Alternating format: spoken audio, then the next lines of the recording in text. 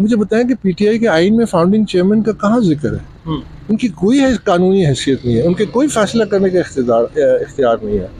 तो मेरे दोस्त थे, मैं उनके बहुत करीब था। ये नहीं है कि मैं इस हवाले से कोई उनके वो करना चाहता हूँ, मैं सिर्फ ये कहना चाहता हूँ कि हमने किसी कायदे के तहत चलना है कि नहीं चलना। तो अभी ये जो चेयरमैन है बैरिस्टर गौहर आए हुए थे, आप उनको मानते हैं तहरीक इंसाफ का चेयरमैन? हरगिज नहीं, ये तो खुद साख्ता है, गैर कानूनी। सुप्रीम कोर्ट ने फैसले में लिखा हुआ है, जो फैसला दिया था 13 जनवरी को, फिर उसके बाद उन्होंने अपील की, वो भी मुस्तरद हो गई, उसमें लिखा हुआ है कि सेल्फ वो है, डिक्लेयर्ड है। अच्छा, ये मखसूस नशिस्तों का जो केस था और सुप्रीम कोर्ट का फैसला था, फिर इलेक्शन कमीशन ने अभी तक अमल दरामद नहीं किया, तो आप क्या समझते हैं कि वो ठीक है तहरीक इंसाफ के साथ? चूंकि अभी तक तो मामला सब जुडिस है ना, रिजर्व सीट, और इसमें हम फरीक भी नहीं थे।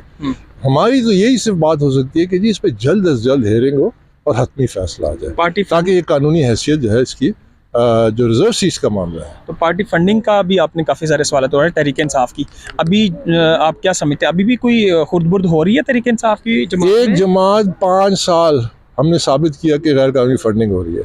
बल्कि आपने मुझे याद दिला दिया, मुझे उधर कहना चाहिए था। सुप्रीम कोर्ट ने एक फैसला दिया था दिसंबर 2017 में, उसमें इलेक्शन कमीशन को इख्तियार दिया था कि आप सो मोटो भी किसी भी पार्टी के खिलाफ ये इंक्वायरी कर सकते हैं।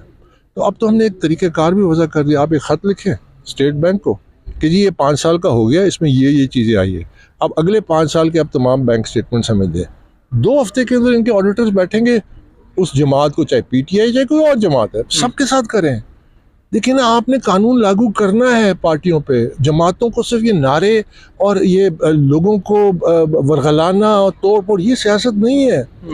आपने ये कानून आइन खुद अपनाना है, तभी मुल्क में आइन और कानून नाफिज होगा। तो ये इलेक्शन कमीशन क्यों नहीं करता? अगले 5 साल का निकाले। मैं दावे से कहता हूँ कि जो हमने $7+ मिलियन और दूसरी बेकायदगियाँ हमने साबित की, उससे कई गुना बड़ी आपको मिलेंगी, क्योंकि उसके बाद धरने हुए और बहुत कुछ हुआ जो मुझे ज़ाती मेरे इल्म में है।